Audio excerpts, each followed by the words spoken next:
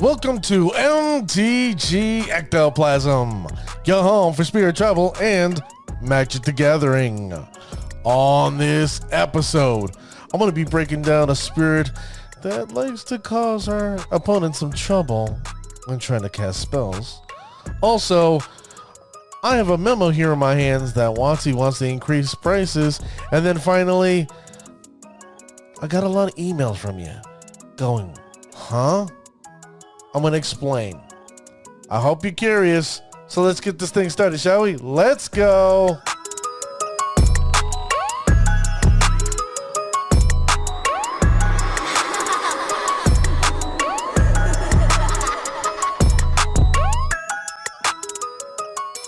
Thank you, ladies and gentlemen, for joining me on this episode. I am your host, White, aka D Blanco, a medium that weighs an extra large. You can reach out to me. You can follow me on Twitter at MTG Ectoplasm, or you can email me directly. That's right, at mtgectoplasm@gmail.com. Let me know how I'm doing.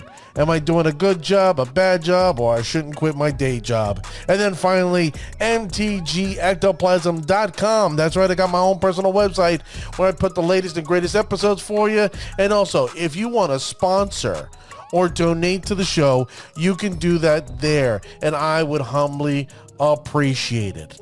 Now, let me begin by saying this. I want to thank you all the listeners around the world listening to the show, but do me a favor, wherever you're streaming this particular broadcast, all right?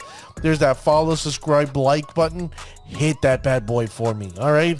I'm not charging you a dime, a nickel. I'm not charging you nothing. Just do me a favor. Hit that button for me so you can keep on listening to every show when it comes out.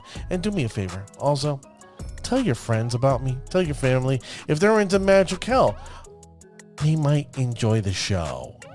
All right?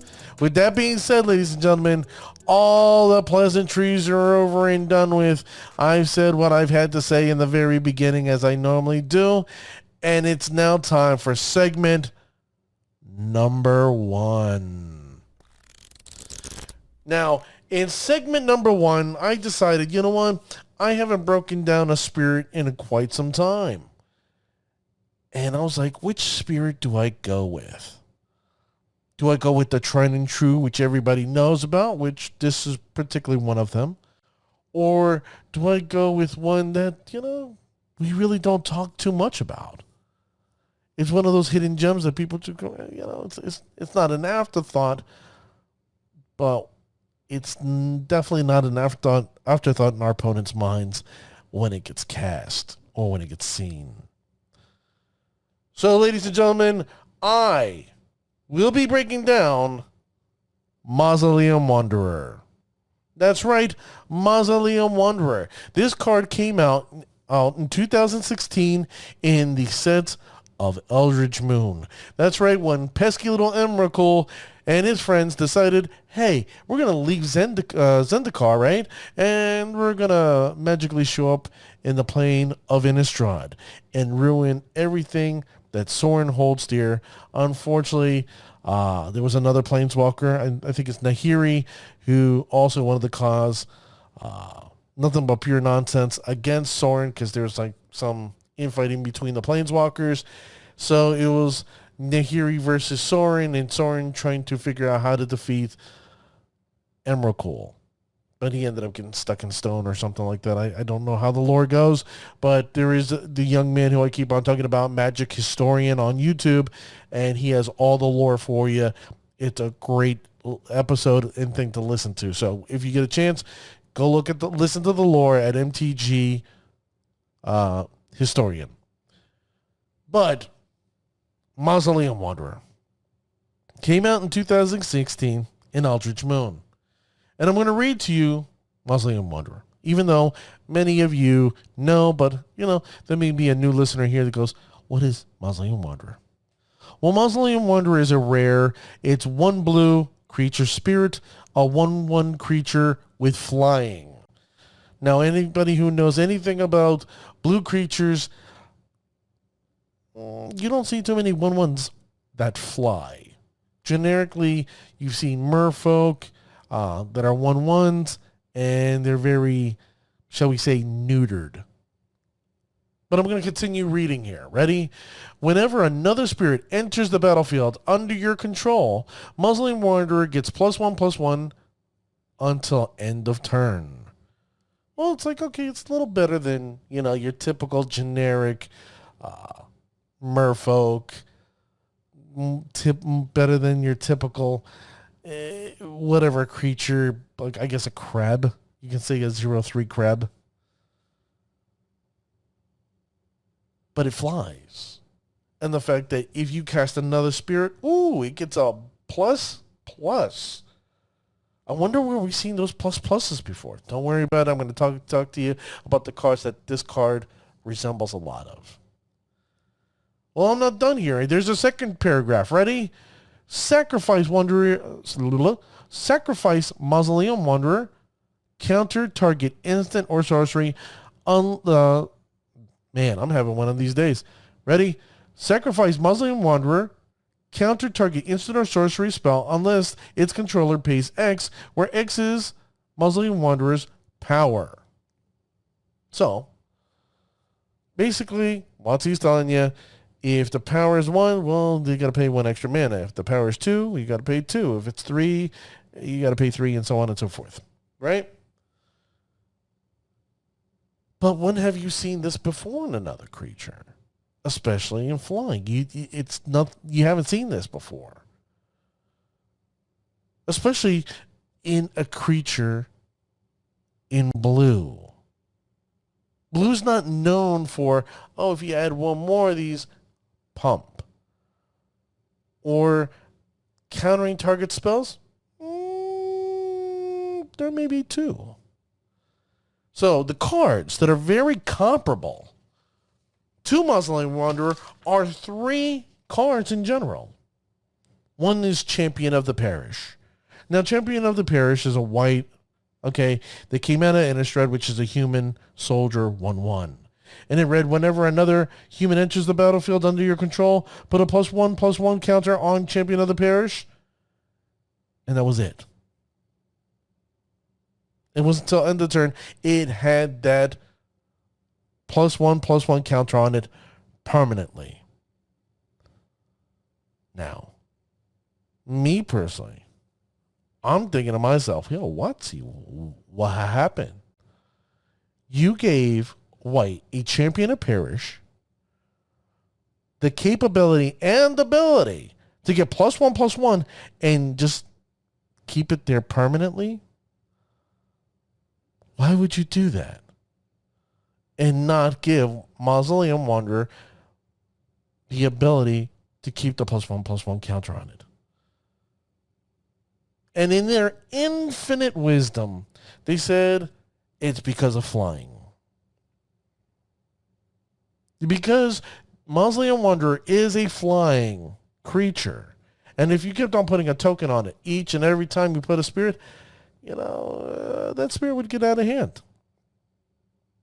Now, in today's current meta, I think you and I would humbly disagree with WotC entirely. When you hear this broadcast, you'll already know that the Midnight Hunt set is already beginning to spoil. There is one particular card, Champion of the Perished, that has already been released and basically does the same thing as Champion of the Parish. The only difference is it does it with zombies. So now White has a creature that does it, and also Black. So what does that stand for Mausoleum Wanderer? Nope, you only get it till end of turn. And why? Because it's too familiar, too similar to Judge's Familiar.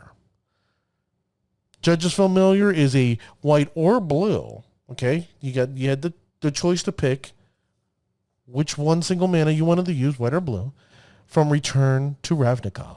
It was a bird 1/1 flyer, and it read, sacrifice Judge's Familiar, counter targets instant or sorcery spell unless its controller paid 1. Now I know some of you are like, well, You're missing out on one, Dwight. This is the one that was king of the tribe. This is the Judge's Familiar isn't in a tribe. You're 100% right. There is no true bird tribe out there right now. Or yet. But this is the single card that's close enough to the Mausoleum Wanderer because of the fact that it flied. And the only thing that separated both of these cards is the fact that Judge's Familiar was nothing more than an uncommon, and this is a rare. Now, I know some of you are complaining, well, Dwight, how about the other one? What's the other card? And that's Curse Catcher. Curse Catcher was a 1 blue, a 1/1 merfolk from Shattermore. And it read, sacrifice Curse Catcher, target counter target instant or sorcery spell unless its controller pays 1 extra generic mana. Now, what's separated for me between Curse Catcher and Mausoleum Wanderer is that in 2016, when this card made its first appearance, there was no Spirit Tribe. 0 Spirit Tribe. Now, there were hints. There were people who were trying back in 2016, like myself, who saw the capability and ability of making a standard deck with it. But realistically, in Modern, wasn't going to happen. It wasn't going to happen. But a lot of us tried. Because what separated this Mausoleum Wanderer from its brethren is not only the fact that it could, with the Champion of Parish or Champion of the Perished now, is that it can't maintain the +1/+1 counters. What separated from the Curse Catcher and those other 2 cards is the fact that this has flying just like the Judge's Familiar. So WotC believes that flyers should be held on a different level, on a different scale. Am I opposed to their thinking? No, I'm not. It is because of the evasion is that what it makes Mausoleum Wanderer stand out. And because during 2016, we had Eldritch Moon, we were able to see more spirits. Rattlechain, Selfless Spirit, Spell Queller. These were the Mausoleum's best friends during this time. And if they could figure a way to go, you know what, I'll make this deck, I can flash in Rattlechains and flash in a Spell Queller, and once in a while, if there was a Rattlechains, maybe I can flash in a Selfless Spirit. But we tried during this time to make this card, Mausoleum Wanderer, something of true value. The first glimpses of this card being anywhere near relevant during 2016 in Modern is the first Azorius build ever done. And it was a fun little deck that we all tried with Rattlechain, Selfless Spirit, Spell Queller, obviously Mausoleum Wanderer. Then we decided Drug School Captain and Phantasmal Image. And what happened? This deck started to sing.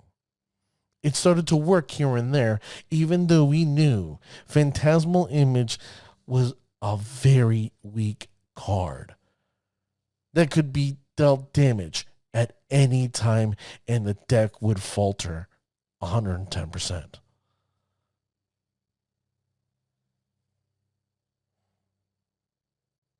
And, the fact that, we did include, Ether Vial to the deck. so we can flash in those cards. It's like, oh, you're going to do this? Oh, no, we're going to flash in a phantasmal image to copy a drug school captain, and now my drug school captain is what? It gets that +3 plus the 1 for the drug school captain that's there. It's +4, and it's already 1/1, so it's a +5. You better pay 5 to counter that instant or sorcery that's going to do a mass board wipe. Or targeting me directly to my face. Oh, you have a Coco? Not today, my friend.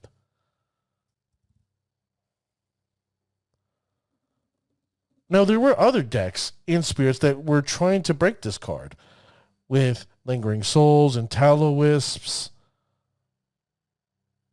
And it was fun. It was fun to see Lingering Souls. Like, oh, I want to pay in, this card so I can have my token Spirits. And now my Mausoleum Wanderer gets bigger and I can attack with it. It was fun. It was different, but it didn't have the level of consistency that we see until 2018. That's right, ladies and gentlemen. 3 years ago was the beginning of our true tribe. Yeah, we saw Drug School Captain in 2012. Yes, we got to see some wonderful cards, staples that are Spirit cards in 2016. Am I right? Yes, 2016.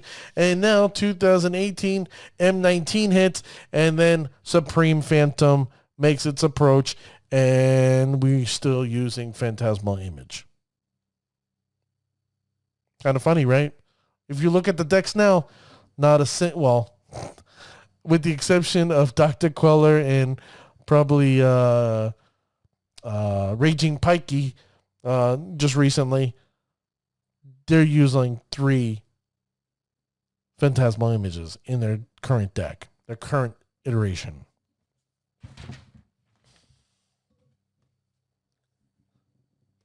But 2018 was the beginning of where Mausoleum Wanderer truly began to shine. This little piece of carbon started getting enough pressure under it that it became a wonderful diamond. It was a diamond in the rough, and some of us saw this diamond. We're like, ooh, this is going to be a beautiful, beautiful stone. But we weren't sure because the tribe was not 110%. If we look at what's this card? Dreamcatcher, I think it is. Curse Catcher, that is. Curse Catcher already had Lords to support it, Lords to back it up. The only difference is the countering was still, they had to pay 1.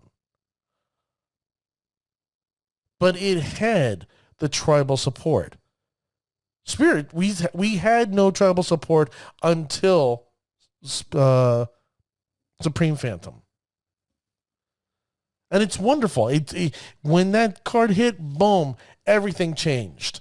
Everything changed permanently for us and for this card.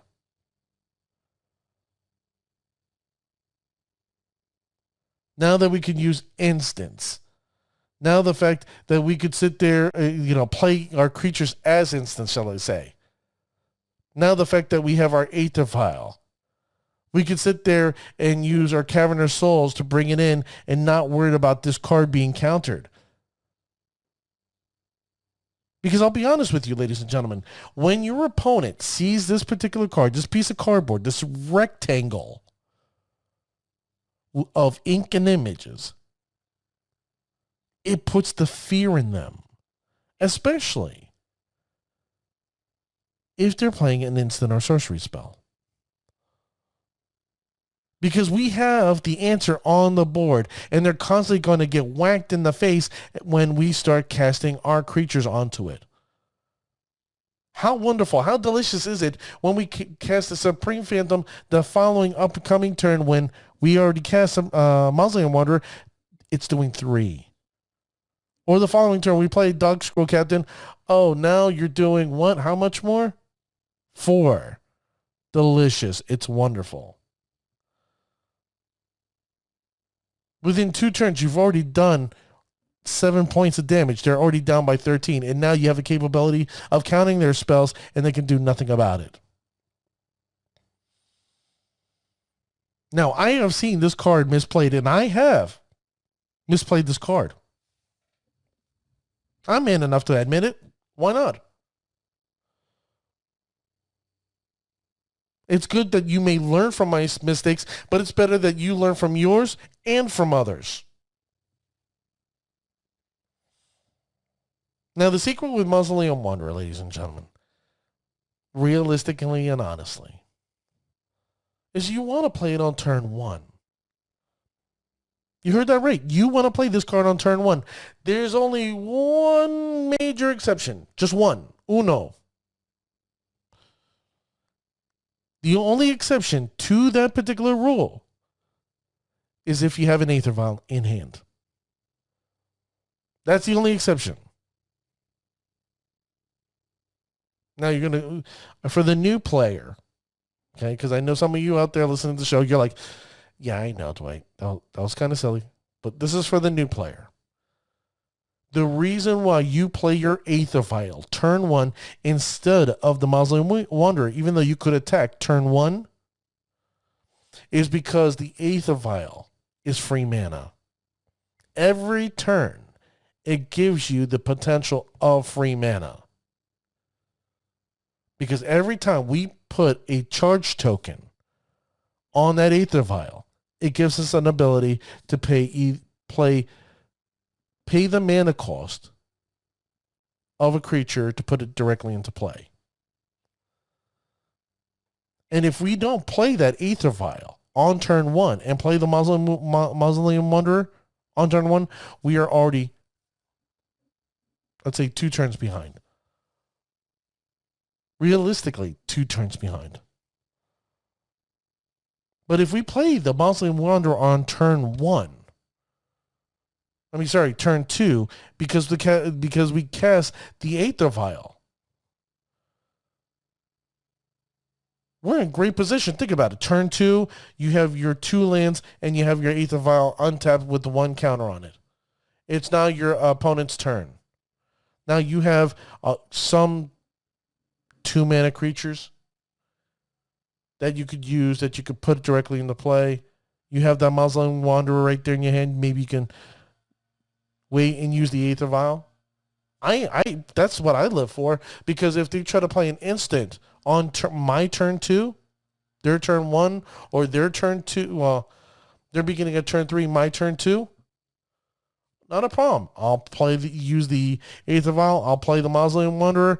Oh, I have Rattle Chains. Comes into play. I give my Mausoleum Wanderer the hexproof ability.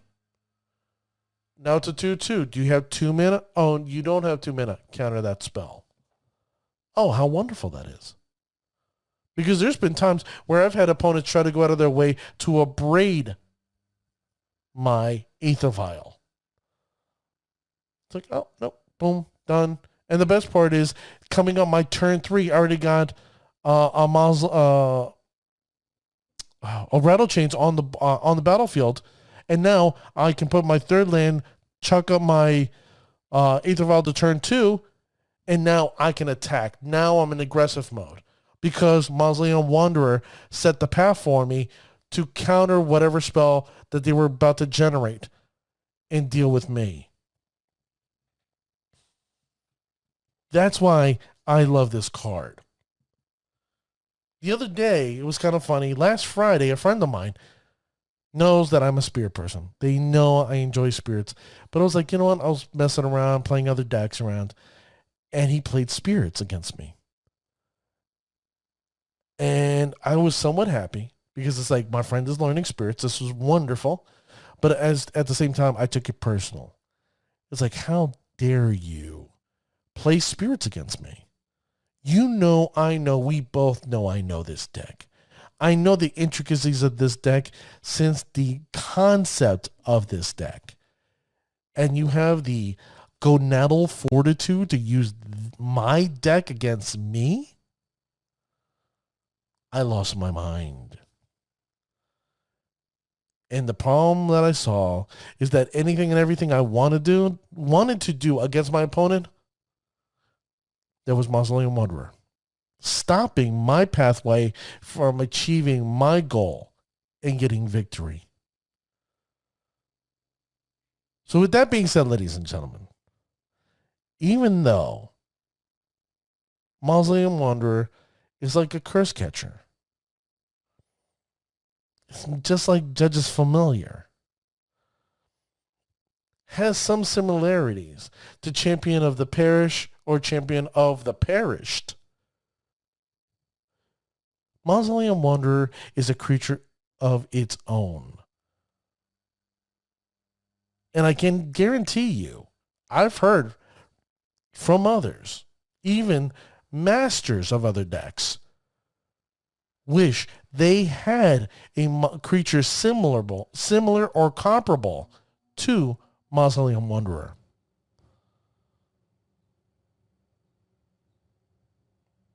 Tell me your thoughts. Am I right? Am I wrong? Is Mausoleum Wanderer just meh? Or is it a great card? Reach out to me at mtgectoplasm@gmail.com. Let me know your thoughts.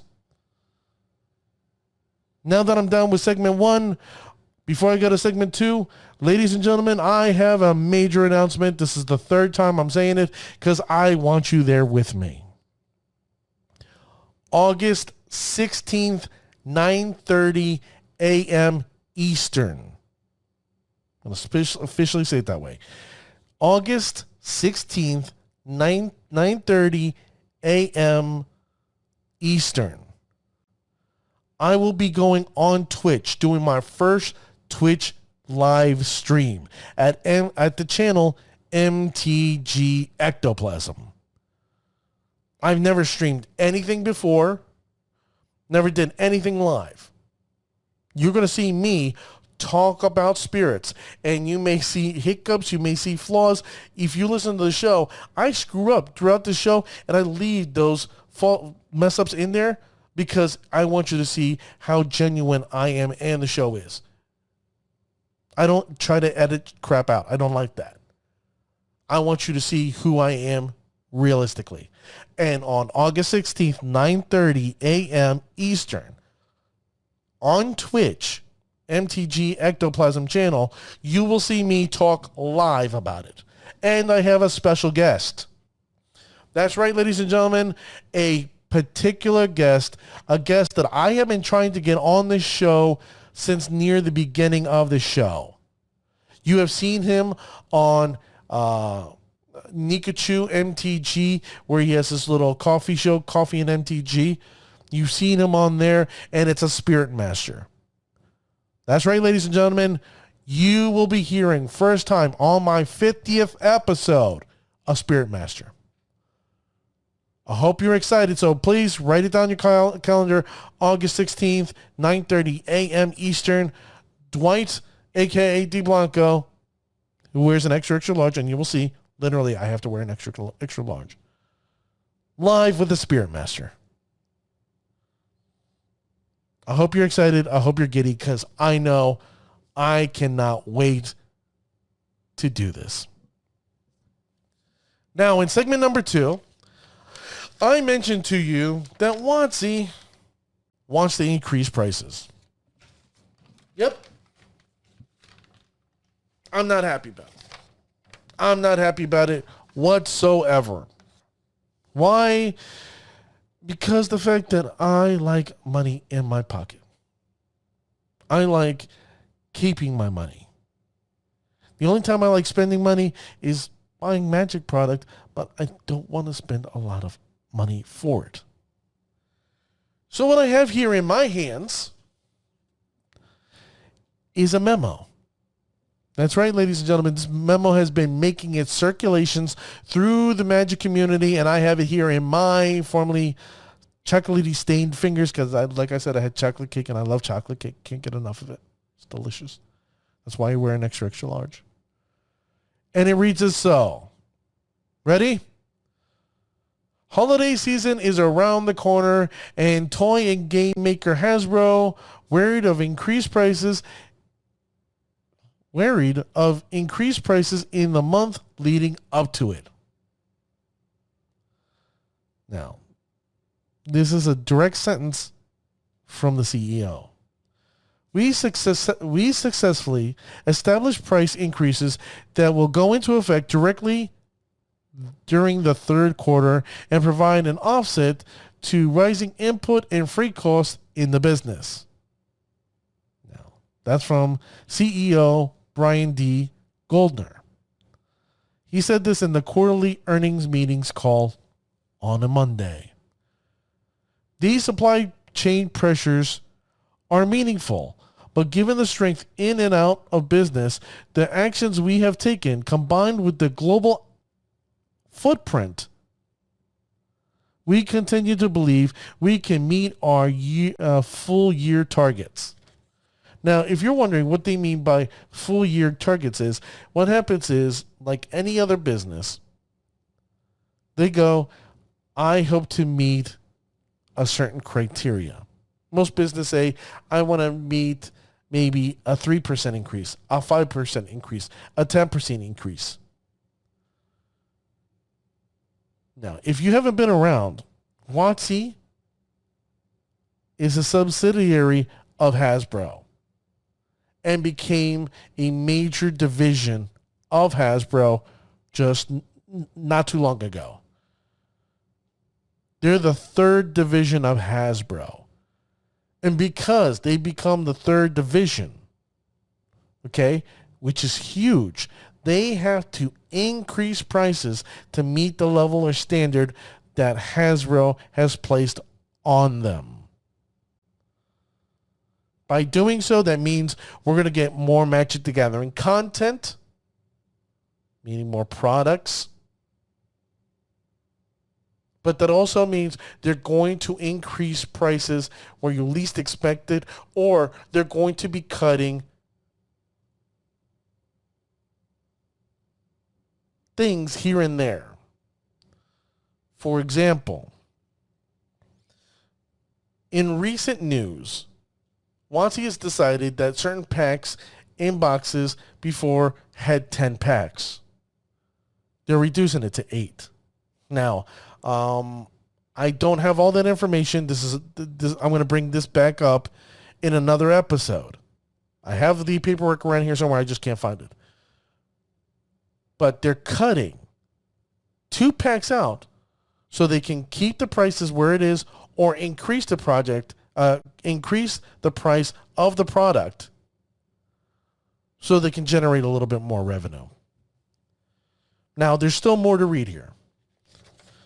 An analyst asked about the specific of the hike, but Goldner said only that a 10% increase would be a bit high, so just a single-digit increase is more likely. So, if you think you're going to see, let's say, the new Commander set coming out, it's about $40 usually. A 10% increase would be what, $4? Maybe $5? You're not going to see that. It's going to probably increase maybe half that. So you'll see, instead of just being the product being, $45, you'll see it at $42.50. It's going to be slight and subtle, but you're going to see an increase there. Boxes that normally were what? Let's say 125. 10% would mean they would be about 137. They're not going to do that. They're going to probably go 125. They'll probably go maybe 130. But there's more. We are implementing price increases for toys and games during the third quarter. That means the quarter that we're in right now, or soon to be in. DFO Deb Thomas said, we expect this offset the rising costs in freight and commodities we continue to see across the business. So it's not only WotC that's doing this. There's other corporations, like Hasbro. They're saying other manufacturer, other goods, that products and services that we are using, they're increasing their prices, and we're going to have to increase ours as well. I think it's a little cheap to say that, but I'm not a major CEO. I'll continue reading because there's 2 more paragraphs. Actually, a sentence and a paragraph. Hasbro is the home to toys like My Little Pony, Transformers, Power Rangers, G.I. Joe, Monopoly, Nerf, Twister, and more. Supply chain issues have plagued a plethora of industries, from poultry to computer chips, gas, feminine products, lumber, and even shortage of workers. Those that have led to increases across the board and inflation increases of 0.9% from May to June, insiders previously reported. So basically they're telling us this. Even though we had the pandemic, we kept the price to what it was. We weren't happy the fact that most people weren't able to go to the shops and buy a whole bunch of packs and everything. But we're appreciative those who did. But we wanted to make more money on the pre-releases, but you couldn't go to pre-releases and compete. That sucks. But we're getting charged extra money here. Okay, from shipping to printing to doing this type of manufacture. And you know what? We got to pass the buck to you. I hope you understand. We like you and everything. We love the fact that you like to spend money on our Magic the Gathering product. But if you like it so much, well, you're going to help us out. Even though we made a buttload. And when I'm talking about a buttload, I'm talking a massive, humongous booty. Like, it's a ginormous booty. That's all you got to say about it. It's just a massive booty. All right? A buttload of money. And they're still like,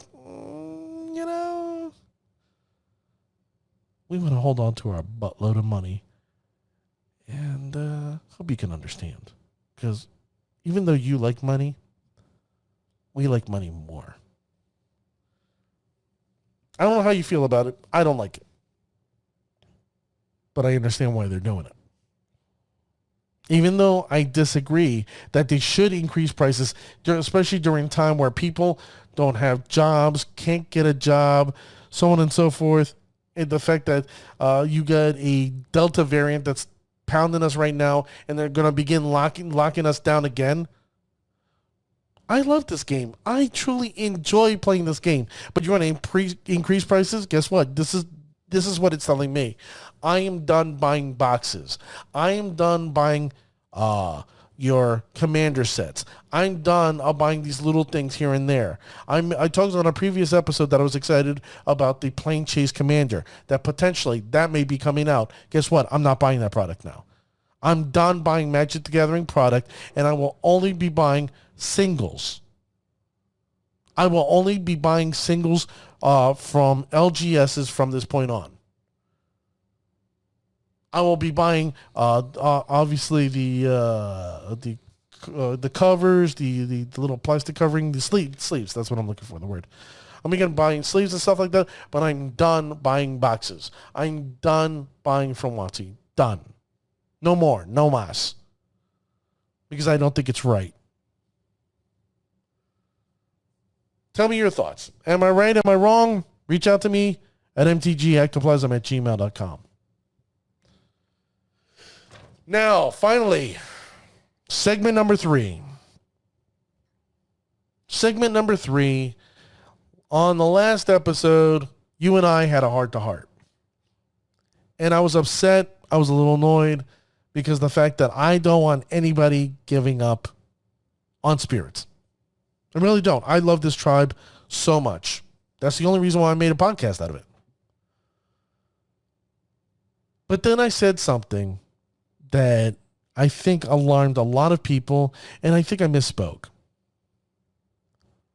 Not saying that, Dwight's a coward. He's not a person of his word. No, I'm 100% man on my word. If you can't tell, then, I don't know what to tell you. But I think I misspoke in a sense where how I saw my particular position. I stated that I said I never, ever want to become a master or a grandmaster. That I prefer to be a specialist. Now, the reason why I said that I'd rather be a specialist than a master is, to me, titles are cheap. Titles are cheap as can be. But to be a master, you have to go out there and constantly prove it. Currently, to date, there are 0 grandmasters, but there's tons and tons and tons of masters. People who deem themselves masters or call themselves masters without any backbone or anything to show for the fact that they are true masters. Do I consider myself a master? No, definitely not. Why? Because I haven't had the level of, I guess, the win support behind me to prove the fact that I am a master. But you've had others who are true masters, like Dr. Queller. He is 100% a master of this deck of spirits. Andre Segura is also a master of spirits. Unfortunately, I cannot call myself a master. I do not have the background currently to sit there and say, you know what, here's all my victories, here's this, here's that, blah, blah, blah, and this is who I am. Can't say that.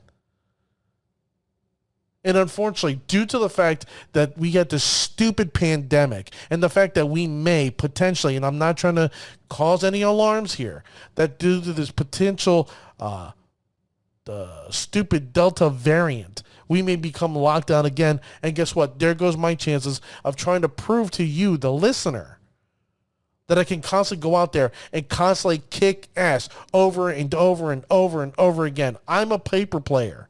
I have not hidden this from you people. And this, you know what this teaches me? 110%, I need to go to digital. You know, I do have a spirits deck. It's not up to the current standards that Andre Segura plays. It's not up to the level of Raging Pikey, Renf, or Dr. Queller standards. It's not up to those standards. So that means, I guess, I'm going to have to pull back from paper and go into MTGO to prove myself. Because all I am currently is a specialist. I've specialized in this deck since 2016 and specified myself in 2018 when this modern deck became true to fruition. Going from Azorius to Bant. What separates me from those other gentlemen that I call masters is the win rates. And I said I didn't want to become one of them because the fact that I can't get there, it pisses me off. I want to play. I want to constantly show that I'm the best of the best of the best. That I want to be able to shout myself out on the shout out section going, you know what? I'm the one of the best of the cream of the crop, the creme of the creme. I'm a cocky, arrogant son of a bitch. And I'll be that honest. But unfortunately, I don't have a platform to do it. Fortunately, thank God, I have 2 game places. They're going to do 1Ks 1 week after another.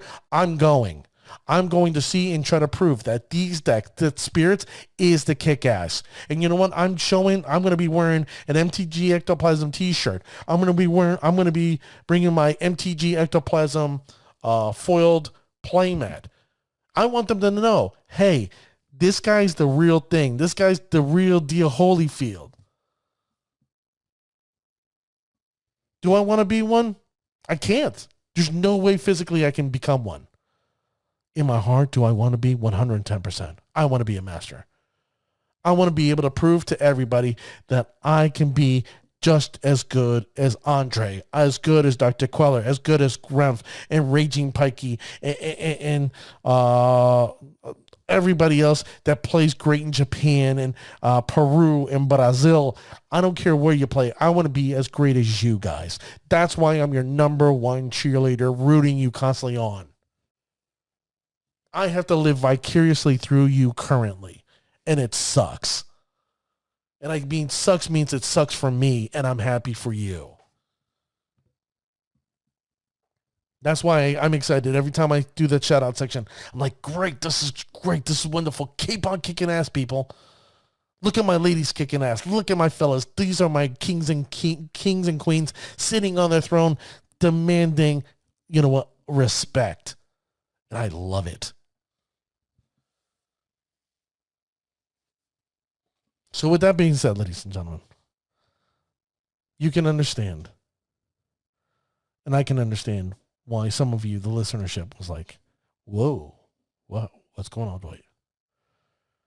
Not like you. Not like you. Wow, that took a lot. I got emotional. I think I need a sweet tea. So with that being said, ladies and gentlemen, we discussed Mausoleum Wanderer, how great that card is, how it puts the fear of God into opponents, and the similarities in other decks or other cards in other decks, but how Mausoleum Wanderer, since 2016 to current day, is a badass card. We've also discussed WotC trying to be cheap and pass the buck and increasing prices, and then me misspeaking and saying, you know what, I'm going to be a master, and I'm going to prove to everybody listening to this, I will be a master. With that being said, ladies and gentlemen, I want to thank you for listening to the show, making this your number one spot worldwide for your spirit content and Magic the Gathering. So remember, August 16th, 9:30 a.m. on Twitch at MTG Ectoplasm channel. You're going to see me live with a Spirit Master. I hope you're excited. I'll see you guys next time. Later.